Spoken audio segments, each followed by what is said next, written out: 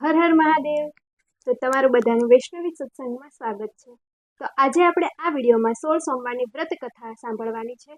તો ચાલો આપણે 16 સોમવારની મહાદેવની કથાનું શ્રવણ કરીએ. આ વ્રત શ્રાવણ માસના પહેલા સોમવારથી શરૂ કરવું અને 16 સોમવાર સુધી આ વ્રત કરી મહાદેવના મંદિરે જવું, ત્યાં શિવ પાર્વતીની પૂજા કરવી, એકટાણું કરવું અને મહાદેવની વાર્તા સાંભળવી. વાર્તા સાંભળતી વખતે હાથમાં ચોખા રાખવા અને હોકારો દેવાને બદલે મહાદેવજી મહાદેવજી એમ કહેવું. તો શંકર અને પાર્વતી પોતાના મંદિરમાં બેઠા છે અને બેઠા બેઠા ચોપાટ રમે છે. એમની રમત તપોધન બ્રાહ્મણ બેઠા બેઠા જુએ છે અને કોણે હાર્યું કોણ જીત્યું એ કહેવાની સૂચના શંકર પાર્વતીએ આપી હતી. પહેલીવાર શંકર ભગવાન રમતા રમતા જીતી ગયા અને બ્રાહ્મણને પૂછ્યું, કોણ હાર્યું કોણ જીત્યું? તો ભગવાન, આપ જીત્યા અને માતાજી હાર્યા, બ્રાહ્મણે કહ્યું. બીજી વાર પાર્વતીજીની જીત થઈ તો બ્રાહ્મણને પૂછ્યું, કોણ હાર્યું અને કોણ જીત્યું? ત્યારે ભગવાન, આપ જીત્યા અને માતાજી હાર્યા. ત્રીજી વખત પાર્વતીજી જીત્યા હતા ત્યારે બ્રાહ્મણને પૂછ્યું, બોલ ભાઈ, કોણ હાર્યું અને કોણ જીત્યું?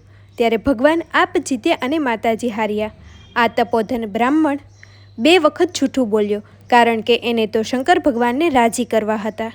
આથી પાર્વતીજી ક્રોધે ભરાયા અને બ્રાહ્મણને શાપ આપ્યો. હે બ્રાહ્મણ, 3 બાજીમાં 2 બાજી હું જીતી ગઈ છું, છતાં તું જૂઠું બોલ્યો છો, એટલે મારો તને શ્રાપ છે. તને આખા શરીરે કોઢ ફૂટી નીકળશે. અને તરત બ્રાહ્મણને આખા શરીરે ત્યાં ને ત્યાં જ કોઢ ફૂટી નીકળ્યો. એટલે બ્રાહ્મણે શાપ મુક્ત કરવા માટે શંકરજી અને પાર્વતીજી બંનેને આજીજી કરવા માંડ્યો, માફી માગવા લાગ્યો. પણ આ શ્રાપ તો પાર્વતીજીએ આપ્યો હતો એટલે કંઈ થઈ શક્યું નહીં. એ તો ત્યાંથી ઊભા થયો અને ડરતો ડરતો ચાલી નીકળ્યો. તપોધન બ્રાહ્મણ પાર્વતીજીના શ્રાપના લીધે કોઢિયો થયો. તેની સાથે અનેક દુઃખોમાં આવી પડ્યા. એક સાધુ મહારાજ આગળ બ્રાહ્મણે પોતાના દુઃખની વિગત જણાવી અને આનો કોઈ ઉપાય બતાવવા કહ્યું. ત્યારે સાધુ મહારાજે શિવજીના ખરા દિલથી તપસ્યા કરવાની સલાહ આપી. આથી બ્રાહ્મણ હિમાલયમાં કૈલાસ પર્વત પર શિવજીની તપસ્યા કરવા ચાલી નીકળ્યો. તે જતો હતો ત્યાં બદામી રંગની એક ગાય મળી. એણે બ્રાહ્મણને ઊભો રાખ્યો અને પૂછ્યું, હે તપોધનભાઈ, તમે રડો છો કેમ? તમે આમ રડતા રડતા ક્યાં જાઓ છો? આથી બ્રાહ્મણે માંડીને બધી વાત કરી. આ વાત સાંભળી બોલ્યો, ભાઈ, હું પણ ઘણી દુઃખી થયો છું. મારા આંચળ દૂધથી ફટકારાય થયા છે. મને કોઈ દોહતું નથી અને મારા વાછરડા મને ધાવતા પણ નથી. માટે મારા પાપનું નિવારણ પણ પૂછતા આવજો. સારું કહી એ આગળ વધ્યો. ત્યાંથી થોડેક આગળ ગયો ત્યાં એક ઘેરા બદામી રંગનો ઘોડો મળ્યો. ઘોડો પણ દુઃખી હતો. એણે બ્રાહ્મણને પૂછ્યું, હે વિપ્રદેવ, તમે આમ રડતા રડતા ક્યાં ચાલ્યા? અને બ્રાહ્મણ ઘોડાને બધી માંડીને વાત કહી. એટલે ઘોડો બોલ્યો, અરે ભાઈ, હું આટલો બધો રૂપાળો કદાવર છું, છતાં મારી ઉપર કોઈ સવારી કરતું નથી. તો તું પણ મારા પાપનું નિવારણ પૂછતો આવજે. ભલે કહી બ્રાહ્મણ આગળ વધ્યો.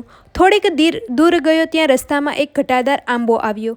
આંબા ઉપર કેરીના લૂમખા અને લૂમખા બાજેલા હતા. બ્રાહ્મણ થાક ખાવા માટે આંબાના ઝાડ નીચે બેઠો. આંબાના ઝાડે પણ બ્રાહ્મણને એક સવાલ પૂછ્યો. બ્રાહ્મણ પણ એ જવાબ આપ્યો. ત્યારે આંબાએ કહ્યું, હે ભાઈ, મારા ઝાડ પર આવી સરસ મજાની કેરીઓ લાગી છે, પરંતુ કોઈ માણસ એક પણ કેરી તોડીને ખાતું નથી. તો મારા પાપનું નિવારણ પણ તમે પૂછતા આવજો. થોડીક વારમાં બ્રાહ્મણનો થાક ઉતરી ગયો એટલે ભલે કહીને આગળ ચાલ્યો ગયો. થોડેક દૂર ગયો ત્યાં એક તળાવ આવ્યું. આ તળાવમાં એક મગર રહેતો હતો. મગરે આવીને બ્રાહ્મણને એક જ સવાલ પૂછ્યો અને બ્રાહ્મણે પણ એનો એક જ જવાબ આપ્યો. ત્યારે મગરે કહ્યું, ભાઈ, હું તળાવમાં રહું છું, છતાં મારા આખા દેહમાં બળતરા થાય છે. તો મારા પાપનું નિવારણ તમે પૂછતા આવજો. ભલે કહીને બ્રાહ્મણ આગળ વધ્યો અને હિમાલયમાં કૈલાસ પર્વત પર આવીને એક ઝાડ નીચે તપ કરવા બેસી ગયો. બ્રાહ્મણના તપથી મહાદેવ પ્રસન્ન થયા અને પૂછ્યું, બોલ ભાઈ, તારી શી ઈચ્છા છે? ભગવાન, મને માતાજી શ્રાપમાંથી ઉગારો અને મારો કોઢ મટાડી દો. ભગવાન, આના માટે એક જ રસ્તો છે અને તે એક જે તું 16 સોમવારનું વ્રત કરે તો તારો કોઢ મટી જશે. ભગવાન, મારે આ વ્રત કેવી રીતે કરવું જોઈએ? જો સાંભળ, આ વ્રતની શરૂઆત શ્રાવણ માસના પહેલા સોમવારથી થાય છે અને 16 સોમવાર સુધી કરવામાં આવે છે.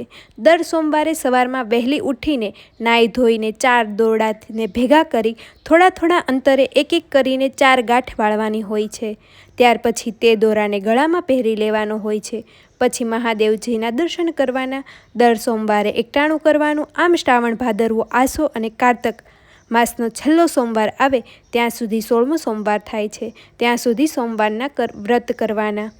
16મા સોમવારના દિવસે 4.5 શેર ઘઉંના લોટાનો લાડવો બનાવવાનો. એમાં 1.25 શેર ઘી અને 1.25 શેર ગોળ નાખવાનો. આ જે લાડુ બન્યા હોય એના 4 ભાગ પાડવાના. આ 4 ભાગમાંથી એક ભાગના લાડુ મંદિરના પૂજારીને આપવાનો, બીજો ભાગ રમતા બાળકોને આપજે, ત્રીજો ભાગ ગાયોને ગોવાળિયાને આપજે અને ચોથા ભાગના લાડુ ભાંગીને એક ભાગ વ્રત કરનારે લેવો. આમ કરતાં પણ જો લાડુ વધે તો એને જમીનમાં દાટી દેજે. આવી રીતે વ્રતનું ઉજવણું કરવાનું. આ વ્રત જો સાચા દિલથી શ્રદ્ધા રાખીને કરીશ તો તું જરૂર વ્રત ફળશે ને તારી કાયા કંચન જેવી થશે. આ કોઢિયો તપોવન બ્રાહ્મણ તો શંકર ભગવાનને પગે પડ્યો અને પછી તેણે ગાયના પાપના નિવારણની વાત કરી. ત્યારે શંકર ભગવાને જવાબ આપ્યો, ભાઈ, એ ગાય આગલા ભવમાં એક સ્ત્રી હતી. એ સ્ત્રી ભારે ક્રોધી હતી અને ધાવતા બાળકોને પણ જુદા પાડતી હતી. આ પાપનું ફળ અત્યારે એ ભોગવી રહી છે. આ પાપનું નિવારણ એ છે કે તું એને આંચળમાંથી દૂધ દોહીને મારો અભિષેક કરે તો એની બધી તકલીફો દૂર થઈ જશે. પછી બ્રાહ્મણે ઘોડાના દુઃખનું નિવારણ પૂછ્યું. ત્યારે શંકર ભગવાને જવાબ આપ્યો, આ ઘોડો આગલા જન્મમાં એક વાણિયો વેપારી હતો. તે ખોટા કાઠલા રાખીને લોકોને છેતરતો હતો અને લોકોને પૈસા ધીરીને બેવડા પૈસા લેતો હતો. જો તું એના ઉપર ઘોડે સવારી કરશે તો એની બધી તકલીફ દૂર થઈ જશે. પછી બ્રાહ્મણે આંબાની તકલીફ પૂછી. ત્યારે શંકર ભગવાને કહ્યું, ગયા જન્મમાં એ ખૂબ લોભિયો હતો. એ ખૂબ જ લોભ કરતો હતો અને કોઈ જાતનું દાન પુણ્ય કરતો ન હતો. એ આંબાની નીચે ધનના ચરૂરને દાટેલો છે. એ કાઢીને જો તું એ ધન સત્કાર્યમાં વાપરે તો એની બધી જ મુશ્કેલીઓ દૂર થશે. પછી બ્રાહ્મણે મગરની તકલીફ બાબતે પૂછ્યું. ત્યારે શંકર ભગવાને જવાબ આપ્યો, ગયા જન્મમાં એ મગર એક મોટો પંડિત હતો. એ કોઈને શાસ્ત્ર વિદ્યા શીખવાડતો જ નહીં. આથી એ મગર બનીને પીડા ભોગવી રહ્યો છે. જો તું મારા ઉપર ચડેલું બીલીપત્ર એને આંખે અડાડીશ તો એની બળતરા દૂર થઈ જશે. આ બધાની બાબતો તપોધન બ્રાહ્મણે જાણી લીધી. એણે શંકર ભગવાનને નમન કર્યું. પછી એણે ભગવાનને ચડાવેલું એક બીલીપત્ર લીધું અને એ ચાલી નીકળ્યો. રસ્તામાં આવતા જ પ્રથમ તળાવ આવ્યું. તળાવના કિનારે જ મગર બ્રાહ્મણની રાહ જોઈને બેઠો હતો. આવતા વેત મગરે બ્રાહ્મણને પૂછ્યું એટલે બ્રાહ્મણે જવાબ આપ્યો, લે, આ શંકર ભગવાનનું બીલીપત્ર આપ્યું છે. તે તારી આંખે અડાડું છું એટલે તને સારું થઈ જશે. આમ કહી તપોધન બ્રાહ્મણ મગરની આંખે બીલીપત્ર અડાડ્યું કે તરત જ મગર શરીરની બળતરા ઓછી થઈ ગઈ. ત્યાંથી બ્રાહ્મણ આગળ ગયો અને આંબાના ઝાડ નીચે આવીને બેઠો. થોડી વાર પછી આંબાના ઝાડ નીચેથી ચરું ખોદી કાઢ્યું. આ ધન સારા માર્ગે વાપરવાનો સંકલ્પ કરી એક કેરી આંબા ઉપરથી તોડીને ખાધી. એને અમૃતનો ઓટકાર આવી ગયો. પછી બ્રાહ્મણ આગળ વધ્યો. ત્યાં પેલો ઘોડો એમની રાહ જોઈને ઊભો હતો. બ્રાહ્મણે તરત જ ઘોડા ઉપર સવારી કરી અને કહ્યું, ભાઈ, હવે તારા પાપનું નિવારણ થઈ ગયું છે અને તારી જે ઈચ્છા હશે તે પૂરી થશે. આમ કહી બ્રાહ્મણ આગળ વધ્યો. ત્યાં પેલી ગાય પણ બ્રાહ્મણની રાહ જોઈને બેઠી હતી. બ્રાહ્મણે ગાયને બધી વાત કરી અને ગાયને દોહીને તેનું દૂધ એક વાસણમાં એકઠું કરી શંકર ભગવાનનું નામ લઈને દૂધ વડે અભિષેક કર્યો. આથી તરત જ ગાયનું બધું દુઃખ દૂર થઈ ગયું અને બધા વાછરડા રમતા ભમતા આવીને ગાયને ધાવવા વળગી પડ્યા અને બ્રાહ્મણ આગળ વધ્યો. ત્યાં શ્રાવણ માસ બેસી ગયો એટલે બ્રાહ્મણે 16 સોમવારનું વ્રત આદર્યું. જોત જોતામાં 4 મહિના પૂરા થઈ ગયા અને કારતક મહિનાના છેલ્લા સોમવારે ઉજવણું કર્યું. ત્યાં તો બ્રાહ્મણના શરીરનો કોઢ સંપૂર્ણપણે મટી ગયો. એનું શરીર રાજકુમાર જેવું થઈ ગયું. પાર્વતીજીના શ્રાપથી મુક્ત થયેલા બ્રાહ્મણે પોતાના ગામને પાદરે આવ્યો અને ત્યાં પાદરમાં એક જ બાજુ મોટો મંડપ બાંધેલો હતો. એમાં દેશ પરદેશથી આવેલા રાજા અને રાજકુંવારો બેઠા હતા. આવીને બ્રાહ્મણે કોઈને પૂછ્યું, ભાઈ, આ શું છે? આ બધી શેની ધમાલ છે? ત્યારે એને જવાબ મળ્યો, આપણા રાજાની કુંવરીનો આજે સ્વયંવર રચાયો છે એટલે રાજાઓ અને રાજકુમારો આવ્યા છે. એ તો મંડપની પાસે ઊભો જોતો હતો. એવામાં શરણાયેલી હાથ હાથણી ફરતી ફરતી એ બ્રાહ્મણ પાસે આવી. એની સૂંઢમાં સોનાનો કળશ હતો. આમ હાથણી 3 વખત આખા મંડપમાં બધા રાજાઓ અને રાજકુમારો પાસે ફરીને અને ત્રીજી વખતે આ બ્રાહ્મણ પાસે આવીને એની ઉપર સોનાનો કળશ ઢોળ્યો. આથી રાજાએ પોતાની કુંવરીના લગ્ન આ બ્રાહ્મણની સાથે કરાવી આપ્યા. પહેરામણીમાં રાજાએ તો સોનું, રૂપું, હીરા, માણેક, મોતીના દાગીના, રેશમી ઝરીના પોશાકો, હાથી અને ઘોડા આપ્યા. બ્રાહ્મણ તો રાજકુંવરીને પોતાની પત્ની બનાવી પોતાને ઘેર આવ્યો. આ બધું મહાદેવની કૃપાથી ફળ્યું હતું. એવામાં રાજા મરણ પામ્યો અને બ્રાહ્મણ રાજા બન્યો. એની પત્ની રાણી બની. જોતજોતામાં કારતક માસ પૂરો થવા આવ્યો. 16મો સોમવાર આવી ગયો. બ્રાહ્મણ રાજાએ 16 સોમવારનું વ્રત ફરી કર્યું અને 16મા સોમવારે ઉજવણું કર્યું. ત્યારે રાણીએ 32 જાતના પકવાન કર્યા અને બીજી ઘણી બધી વાનગીઓ પણ બનાવી. આથી રાજા રાણી ઉપર ગુસ્સે થયો, કારણ કે આ વ્રતના ઉજવણામાં બીજું તો કાંઈ ખવાય નહીં. એટલે રાજા એકલા લાડુ પોતાના ભાગના ખાઈને ઊભો થઈ ગયો.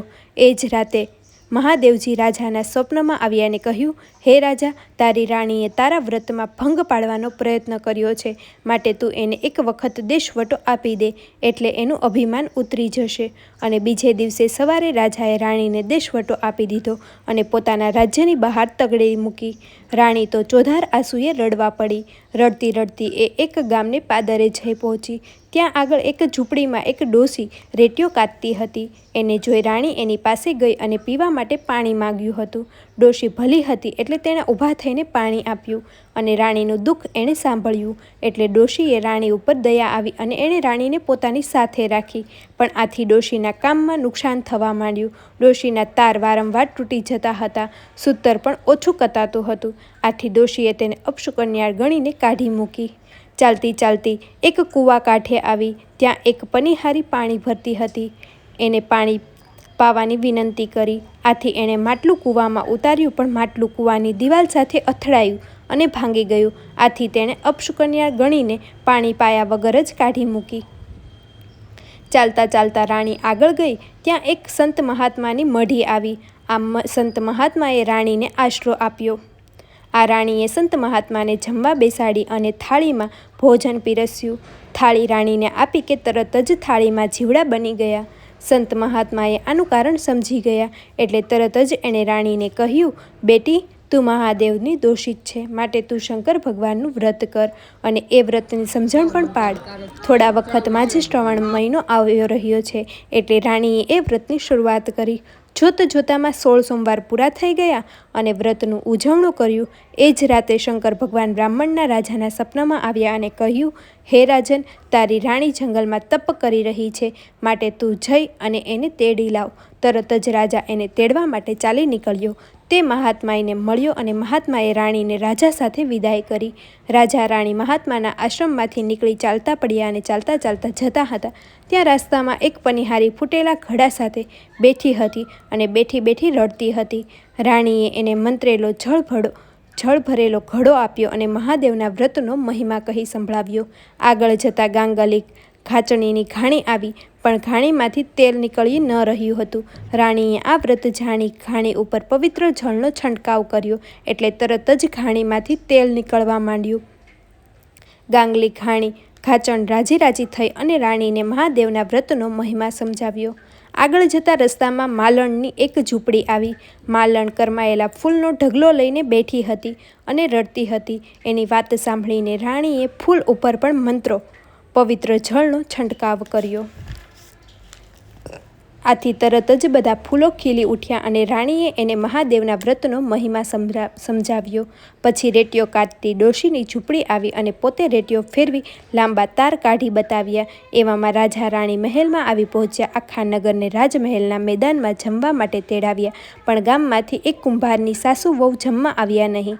એ ભૂખ્યા હતા. રાણીએ એને તેડાવ્યા. એની પાસે રાણીએ મહાદેવના વ્રતની વાર્તા કહી અને સાસુએ મહાદેવજી કહી હોકારો ભણ્યો. આ ડોશી બહેરી અને આંધળી હતી. મહાદેવજીની વાર્તા પૂરી થઈ કે તરત જ આ કુંભારની ડોશી દેખતી થઈ અને સાંભળતી પણ થઈ ગઈ. આથી રાણીએ કહ્યું, માજી, આ બધો પ્રતાપ તો મહાદેવજીનો છે. એમ હા માજી, તમે આ મહાદેવની વાર્તા સાંભળી ન સાંભળી, પણ એનું ફળ તમને મળી ગયું. અને ત્યાર પછી એ ડોશી અને એના દીકરાની વહુએ 16 સોમવારનું વ્રત કરવાનો સંકલ્પ કર્યો. 1 વર્ષ વીતી ગયું આ વાતને, અને રાણીએ એક સુંદર રાજકુમારને જન્મ આપ્યો. આ કુંવર યુવાન થયો અને બ્રાહ્મણ રાજા રાણી ઘરડા થયા. એટલે રાજા રાણીએ પોતાના રાજકુમારને ગાદી સોંપીને બંને જણા મહાદેવજીની ભક્તિ કરવા લાગ્યા. ખાધું પીધું ને મોજ કર્યું. હે મહાદેવજી, તમે જેવા રાજા રાણીને ફળ્યા તેવા સૌને ફળજો. જય મહાદેવ. મહાદેવ હર. જય ભોળાનાથ. હર હર મહાદેવ.